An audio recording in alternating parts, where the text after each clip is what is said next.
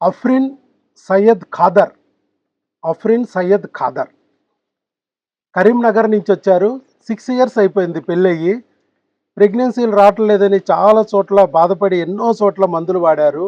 కానీ 6 సంవత్సరాలు పెళ్ళై 6 సంవత్సరాలు అయినా కూడా ప్రెగ్నెన్సీలు రాలేదు. వచ్చినా కూడా 2 నెలలు 3 నెలల కన్నా మించి నిలబడలేదు.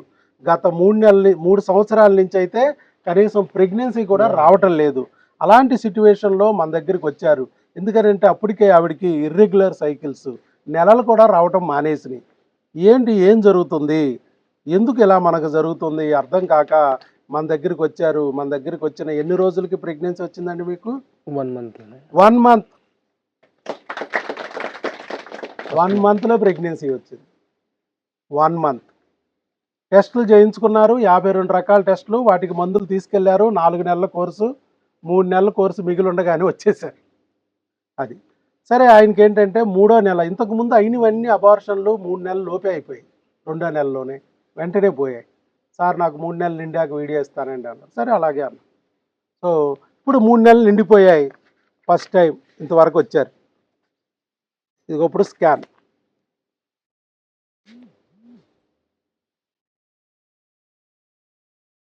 ఫస్ట్ ఎందుకు ప్రెగ్నెన్సీ రాలేదు, వచ్చిన 2 నెలల కన్నా మించి ఎందుకు నిలబడలేదు, తర్వాత ఇప్పుడు 3 సంవత్సరాల పాటు ప్రెగ్నెన్సీ ఎందుకు రాలేదు, తర్వాత మళ్ళీ అది నెలలు కూడా ఎందుకు సరిగా రాలేదు, మరి ఇవన్నీ సరిచేస్తాకి మనకు 1 మంత్లోనే ఎలా సరిపోయింది, ప్రెగ్నెన్సీ ఎలా రప్పించాము, ఎలా నిలబెట్టగలిగాము అనేది మీకు తెలియడానికి ఇక్కడ ఆయన్ని కూర్చోబెట్టాం. అఫ్రిన్ గారిని, సయ్యద్ ఖాదర్ గారు. వీళ్ళు కూడా మన దగ్గర మందులు వాడుకొని 1 మంత్లో సక్సెస్ అయిన వాళ్ళు. చెప్పండి సార్ ఖాదర్ గారు, ఏం జరిగింది ఏంటి ఇంతకుముందు? ఫస్ట్ మ్యారేజ్ అయినాక 3 ఇయర్స్ లోపల 3 ప్రెగ్నెన్సీస్ కన్ఫర్మ్ అయినాయి. కానీ దాంట్లో ఒకసారి ట్విన్స్ ఉండే, మళ్ళీ దాని తర్వాత 2 ప్రెగ్నెన్సీ వచ్చినాయి. కానీ 2 మంత్స్ లోపలనే మిస్క్యారేజ్, ఒకసారి హార్ట్ బీట్ లేకొనని తీసేశారు. కానీ ఇప్పుడు జస్ట్ 2 ఇయర్స్ దాకా 3 ఇయర్స్ దాకా మళ్ళీ ప్రెగ్నెన్సీ ఏం కన్ఫర్మ్ కాలే. మళ్ళీ దాని తర్వాత వీడియో చూసి ఇట్లనే సార్ చెప్పేది చూసి దాని తర్వాత వచ్చినాం. ఫస్ట్ 2 మంత్స్ క్రిమల్ అని ట్రీట్మెంట్ ఇచ్చారు. మళ్ళీ 3rd మంత్లో ప్రెగ్నెన్సీ కన్ఫర్మ్ కావాలని ట్యాబ్లెట్స్ ఇచ్చారు. దాంట్లో ఫస్ట్ మంత్లోనే మనకు కన్ఫర్మ్ అయిపోయింది. కన్ఫర్మ్ అయినాక ఇక సార్ కంటిన్యూస్లీ చేస్తున్నాం ఇక. రైట్. పెట్టారు మైకు? ఇచ్చారు. మరి ఎట్లా దీనికి ఫస్ట్ పెళ్ళైన 3 సంవత్సరాలు, 6 సంవత్సరాల్లో 3 సంవత్సరాలు 3 సార్లు వరుసగా ప్రెగ్నెన్సీలు వచ్చినాయి. మరి తర్వాత మళ్ళీ 3 సంవత్సరాలు ప్రెగ్నెన్సీలే రాలేదు. వచ్చాయి కానీ ప్రెగ్నెన్సీలు అప్పుడు నిలవలేదు. ఎందుకు అప్పుడు వచ్చాయి, ఎందుకు నిలవలేదు? ఇప్పుడు 3 సంవత్సరాల నుంచి ఎందుకు అసలు ప్రెగ్నెన్సీలే రావటం లేదు, కనీసం నెల కూడా ఎందుకు రావటం లేదు? ఇప్పుడు మరలా మనం దగ్గరికి వచ్చాక 1 మంత్లోనే మనం ప్రెగ్నెన్సీ ఎలా తెప్పించాం, ఎలా నిలపగలిగాం? కదా క్వశ్చన్స్.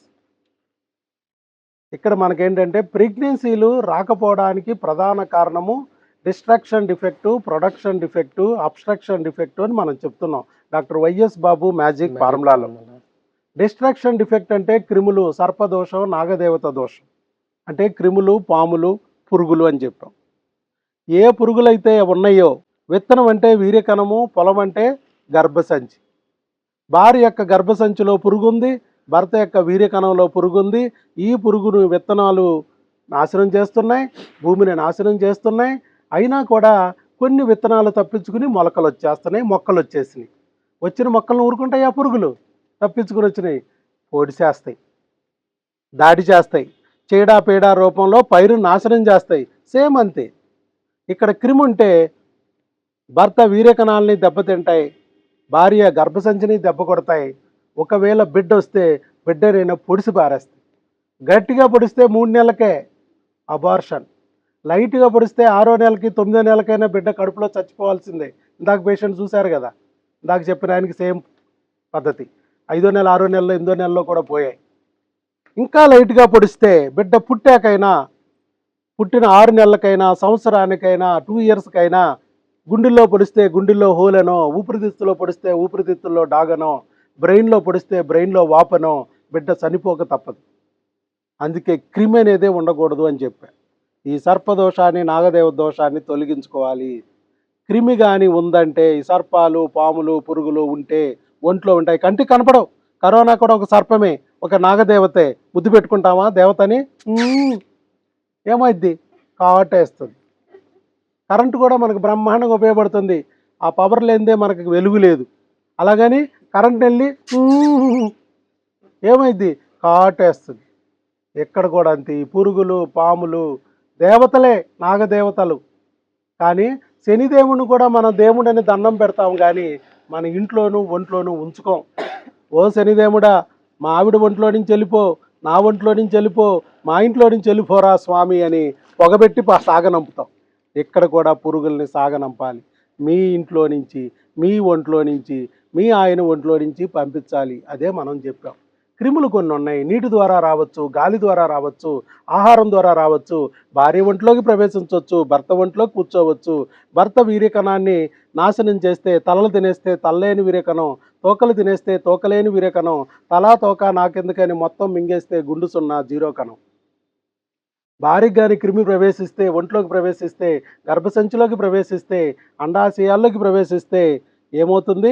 వైట్ డిశ్చార్జ్, మానవులో మంట, మానవులో దురద, పొత్తికడుపు నొప్పి, నడువు నొప్పి, యూరిన్ ఎక్కువ అవటం, యూరిన్ తక్కువ అవటం, మానవులోని స్మెల్ రావడం, ఇలాంటివన్నీ ఉంటాయి. Ovarian cyst, chocolate cyst, endometrial cyst, fibroids, గెడ్డలు, ఇవన్నీ క్రిములే. చేతి మీద మీకు గెడ్డలు రావటం లేదా? దేనివల్ల వస్తున్నాయి? అయితే క్రిములు చీము గెడ్డలు, లేకపోతే హార్మోన్లు సెగగెడ్డలు. చీముగడ్డలు, సెగగెడ్డలు. చేతి మీద గెడ్డలు వస్తే ఏం చేస్తున్నాం? పర్ర పర్ర కోసేస్తున్నామా? కోసామా, చీము చిందిద్ది, రసి కారిద్ది, మరొక 4 చోట్ల గెడ్డలు స్ప్రెడ్ అవుతాయి. మనం ఏం చెప్తున్నాం? కొయ్యకూడదు, మింగాలి, బిల్లలు మింగాలి. బిల్లలు మింగితే క్రిమి చచ్చిద్ది, గెడ్డ అణిగిపోద్ది. ఇక్కడ కూడా అంతే. కడుపులో కూడా గెడ్డలు ఉంటాయి. ఆపరేషన్లు చేయకూడదు, ఐవీఎఫ్లు చేయకూడదు, ఉపయోగమే లేదు. క్రిమిని తొలగించకపోతే నువ్వు ఏం చేసినా ఫలితం ఉండదు. భూమి లోపల విత్తనాలు చల్లావు, పురుగు ఉంది. విత్తనాల్లో పురుగు ఉన్నప్పుడు నువ్వు పురుగును తొలగించకపోతే నీ విత్తనాన్ని తినేస్తుంది. నువ్వు ఐవీఎఫ్ అనే పేరుతో విమానంలో నుంచి విత్తనాలను తీసుకొచ్చి భూమిలో చల్లావు, ఏమవుద్ది? భూమిలో ఆల్రెడీ పురుగు ఉంది. నువ్వు చేత్తో చల్లినా తింటది, నువ్వు విమానంలో నుంచి విత్తనాన్ని తీసుకొచ్చినా తిని పడేస్తుంది. ఎవరికి లాభం? విమానం అద్దెకిచ్చిన 2 లక్షలు 3 లక్షలు ఐవీఎఫ్ అని అద్దెకిచ్చిన మా డాక్టర్లకు లాభం తప్ప మీకు ఎలాంటి లాభం ఉండదు, పోద్ది. పురుగు ఉన్నంతకాలం నీ విత్తనం నాశనం. ఒకవేళ విత్తనం తప్పించుకుని మొక్కొచ్చిన మొక్క నాశనం. చీడ పీడ తెగుళ్ళ రూపంలో పురుగు నాశనం చేస్తుంది, పంట చేతికి రాదు, అబార్షన్. ఇవే నేను చెప్తాను. కాబట్టి ఆ పురుగును గుర్తించాలని చెప్పి బ్లడ్ టెస్టులు చేసాం. భర్తకి భార్యకి ఇద్దరికీ టెస్టులు చేసాం. ఎందుకు ఇద్దరికి చేయాలి? భూమిలో పురుగుంటే విత్తనం, దాంట్లో ఎంత గొప్ప విత్తనం వేసినా పురుగు విత్తనాన్ని తినేస్తుంది. విత్తనంలో పురుగుండి భూమిలో లేకపోయినా విత్తనాన్ని భూమిలో జల్లినప్పుడు ఈ విత్తనానికి ఉన్న పురుగు వెళ్ళి భూమి నిండారా స్ప్రెడ్ అయిపోద్ది. భర్తకు కరోనా వస్తే పొద్దున్న లేసేటప్పటికి భార్యకి కరోనా వస్తుంది. భార్యకి కరోనా వస్తే పొద్దున్న లేసేటప్పటికి భర్తకు కరోనా అంటుకుంటుంది, ఒకరి నుంచి ఒకరికి అంటుకుంటుంది. ఇవి క్రిములు. భర్తకు వస్తే భార్యకి ఫ్రీ, భార్యకి వస్తే భర్తకి free. Sikkim lottery, Goa lottery అయితే డబ్బులు పెట్టి కొనాలి, ఇవి క్రిముల లాటరీ, ఫ్రీ. ఇది పరిస్థితి. అందుకనే ఇది నీటి ద్వారా రావచ్చు, గాలి ద్వారా రావచ్చు, ఆహారం ద్వారా రావచ్చు, మీ చేతుల్లో లేవు. ఒక లక్కీ లాటరీ లాగా వచ్చి పడతాయి, మనకు బిడ్డ పుట్టకోకుండా అడ్డం పడతాయి అని చెప్పాము. అదే వాళ్ళు విన్నారు, మన మాట నమ్మారు. 52 రకాల టెస్టులు భర్త భార్యకి చేశాం, ఇద్దరికీ మందులు పెట్టాం.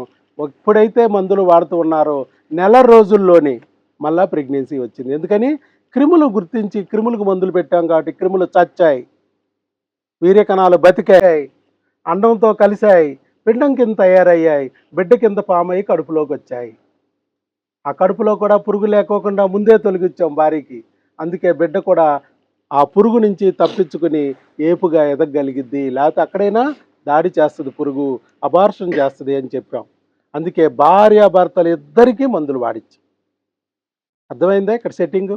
భర్తకి 0 కౌంట్లు ఉన్న భార్య కూడా మందులు వాడాలి, భారీగా ట్యూబులు మూసుకుపోయిన ఒవేరియన్ సిస్టులు, చాక్లెట్ సిస్టులు, ఎండోమెట్రియల్ సిస్టులు, ఫైబ్రాయిడ్లు, గడ్డలున్న భర్త కూడా మందులు వాడాలి. విచిత్రమైన ట్రీట్మెంట్. ఫస్ట్లో విచిత్రంగానే ఉంటుంది, కానీ ఇక్కడికి వచ్చి ఆచరిస్తే ఫలితం వచ్చేస్తుంది. అందుకే doctor YS Babu magic formula జీరోల్ని హీరోలను చేస్తుంది. అబార్షన్లు 9 అయిన వాళ్ళకు కూడా ప్రెగ్నెన్సీ నిలబెట్టింది. పీసీఓడితో సంవత్సరానికి నెలలు రాని వాళ్ళకు కూడా 3 నెలల్లో ప్రెగ్నెన్సీ ఇచ్చింది, ఆపరేషన్ లేకుండా హార్మోన్లు సరిచేసి. ఇలాగా మనం చేసుకొస్తున్నాం. వెరికోజీలు ఉన్న వాళ్ళకి ఆపరేషన్ లేకుండా ప్రెగ్నెన్సీ ఇస్తున్నాం. ట్యూబులు బ్లాక్ ఉన్న వాళ్ళకి ఎలాంటి ఆపరేషన్ లేదు, ఐవీఎఫ్ లేకుండా ప్రెగ్నెన్సీలు ఇస్తున్నాం. ఈ destruction defect, production defect, obstruction defect అనేది చెప్పి వీటికి ట్రీట్ చేస్తున్నాం. దాన్ని బట్టి ఒక 4 నెలల్లో కోర్సులో ఈ ట్రీట్మెంట్ అంతా కంప్లీట్ చేస్తున్నాం. ఇది మనం చేసేది. అదేవిధంగా ఆయన ప్రయత్నించారు, ఆయనకు కూడా 1 మంత్లో సెట్ అయిపోయింది. ఇప్పుడు అర్థమైందా మీకు? ప్రెగ్నెన్సీలు ఎందుకు రావు? క్రిములు ఉంటే రానివ్వవు. వీర్యకణాన్ని దెబ్బతీస్తాయి, అండాలని బాగొడతాయి, గర్భసంచిని దెబ్బతీస్తాయి. ఒకవేళ వచ్చిన బిడ్డను కూడా క్రిములు ఉంటే దాడి చేసి అబార్షన్ చేస్తాయి. కాబట్టి క్రిములను తొలగించుకోవాలని చెప్పాం, అవే తొలగించాం. కాకపోతే ఏంటంటే ఈ 4 నెలల కోర్సు 2 నెలలు కూడా కాదు, 1 నెల అవుతూ ఉండగానే వచ్చేసింది. ఇంకా కొన్ని క్రిములు ఒంట్లోనే ఉన్నాయి, కొన్ని క్రిములు తొలగాయి, కొన్ని ఉన్నాయి ఇంకా ఒంట్లోనే. మరి వాటి నుంచి బిడ్డని కాపాడటం కోసం మనం ప్రతి నెల వచ్చి వాటికి కొన్ని రకాల ఇంజెక్షన్లు ఉంటాయి, తీసుకెళ్ళమని చెప్తున్నాం. ఆ తర్వాత 4 నెలల వరకు మనం సపోర్ట్ చేస్తాం. ఆ తర్వాత అక్కడే ఆ డాక్టర్ గారి దగ్గరే ఇక వాడేసుకోమంటున్నాం. దగ్గరలో డాక్టర్ గారి దగ్గర చూపించుకుని అక్కడే డెలివరీ అవ్వమంటున్నాం. అది ఏమన్నా ఇబ్బంది అయ్యి మీకు సలహా కావాలంటే ఒక ఫోన్ కాల్ దూరంలోనే మేము అందుబాటులో ఉంటాం. 3 టెలికాలర్ నెంబర్లు ఇస్తున్నాం. ఉదయం 10 నుంచి సాయంత్రం 5 వరకు ఏ సమస్య వచ్చినా, ఏ ప్రాబ్లం వచ్చినా మాకు అడిగితే మేము మందులు అనేది కూడా ఫోన్ ద్వారానే సజెస్ట్ చేస్తున్నాం. అక్కడే కొనుక్కుని వాడుకోవచ్చు. లేదు అనుకుంటే మన దగ్గర మందులు తీసుకెళ్ళిన వాటితో పాటు అదనంగా ఇంకా కొన్ని మందులు ఎక్కడన్నా దగ్గరలో డాక్టర్ గారు చూపించుకుని వాడుకుంటే మాకు ఫోన్ చేసి ఇన్ఫామ్ చేస్తే అవి వాడుకోవచ్చా లేదనేది కూడా వాళ్ళకి సలహా ఇస్తున్నాం, చెప్తున్నాం. పక్క నుంచి మేము సపోర్టివ్గానే ఉంటున్నాం. మీ బిడ్డ మీ చేతిలోకి వచ్చే వరకు మీరు ఎన్నిసార్లు ఫోన్ చేసినా ఆన్లైన్ ఫీజులు లేవు. ఒకే ఒక్క ఫీజు 500 రూపాయలు బిడ్డ చేతిలోకి వచ్చే వరకు. మీరు ఎన్నిసార్లు నా దగ్గరికి వచ్చినా మరి ఫీజు మళ్ళీ మళ్ళీ కట్టక్కర్లేదు. మీరు ఎన్నిసార్లు వస్తే అన్నిసార్లు బిస్కెట్లు, టీలు ఫ్రీగా ఇస్తాం అని చెప్తున్నా. మీ బిడ్డ చేతిలోకి వచ్చే వరకు 500 ఫీజే. అది ఓకే. ఎనీహౌ మనల్ని నమ్మారు అఫ్రిన్ ఖాదర్ గారు, హైదరాబాద్ కరీంనగర్ నుంచి వచ్చి మన దగ్గర ప్రెగ్నెన్సీ పొందారు. ఆయనకి ఇప్పుడు చెప్పానా, ఇది చూపించానా? రైట్. చక్కగా 3 నెలలు నిండిపోయింది. ఇంకా బిడ్డ పూర్తిగా నిండి చక్కగా ఆయన చేతిలోకి వచ్చాక మరొకసారి ఫుల్ సంతోషంగా వస్తారు. ఇంకా టెన్షన్గానే ఉన్నాడు ఆయన, ఏమైద్దో ఏంటో అని కొంచెం టెన్షన్గానే ఉన్నారు. ఏదేమైనా దేవుణ్ణి నమ్మిన వాడు ఎప్పటికీ చెడిపోడు కదా. అల్లా అచ్చా కరేగా, భయపడకండి, అంతా మేలు జరిగిద్ది. 2024లో మీ చేతుల్లోకి మీ బిడ్డ వస్తుంది. All the best. శీఘ్రమేవ సుపుత్ర సుపుత్రిక ప్రాప్తిరస్తు. దేవుడు నమ్మండి, దేవుడు పెట్టే పరీక్షలు నెగ్గండి. ఆ పరీక్షలు నెగ్గితే దేవుడు మీ చేతిలో మీ బిడ్డని ఇస్తాడు. గర్భిణీ స్త్రీలు బుక్ ఇచ్చేసినట్టున్నాం. గర్భిణీ ఆహారం ఆరోగ్యం సెకండ్ మంత్లో మొన్న ఇచ్చారు సార్, లాస్ట్ టైం ఇచ్చాం. లాస్ట్